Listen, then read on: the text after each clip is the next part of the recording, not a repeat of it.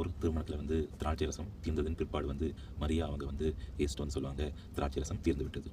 ஏசு சொல்வார், அதற்கு நான் என்ன செய்ய வேண்டும்? அதற்கு குறித்த நேரம் இன்னும் வரவில்லையே. மரியா அங்கே உள்ள வேலைக்காரர்கிட்ட சொல்லுவாங்க, அவர் சொல்வதெல்லாம் செய்யுங்கள். இயேசு வந்து அவங்களுடைய தாயாரை கனம் பண்ணும் விதமாக அந்த இடத்துல வந்து அதிசயம் செய்வார். இந்த நாட்களையும் கர்த்தருடைய வார்த்தை இதே மாதிரிப்பட்ட காரியத்தை தான் நம்ம கூட பேசுது. மீகா 7:6. மகன் தகப்பனை கனவீனப்படுத்துகிறான். நம்ம இந்த நாட்களில் நம்மளுடைய தகப்பன்மார்களை கனம் பண்ணுறோமா, கனவீனம் பண்ணுறோமா?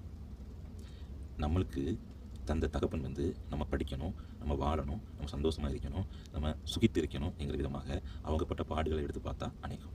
ஆனால் அவங்களுடைய கடைசி நாட்களில், அவருடைய முதுமை நாட்களில் நம்ம வந்து அவளை கனவீனப்படுத்துகிறோம்.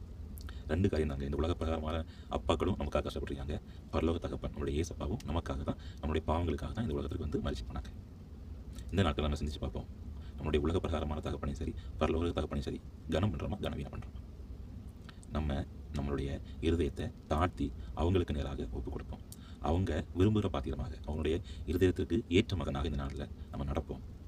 அதனாலேயே நம்மளுடைய வாழ்க்கை நல்லா இருக்கும். அவங்கள கனவீனம் பண்ணும்படியான காரியங்கள் நம்மகிட்ட இருந்ததுன்னா, மனத்தாழ்மையோட அவங்கள மன்னிப்பு கேட்டு நம்ம அவங்கள கனம் பண்ணும் வாழ்க்கைக்கு நேராக கடந்து போவோம். நம்மளுடைய வாழ்க்கை அது நிமித்தமாகவே ஆசீர்வதிக்கப்படும். இந்த நாட்களையும் கனம் பண்ணுங்கள். God bless. ஆமென்.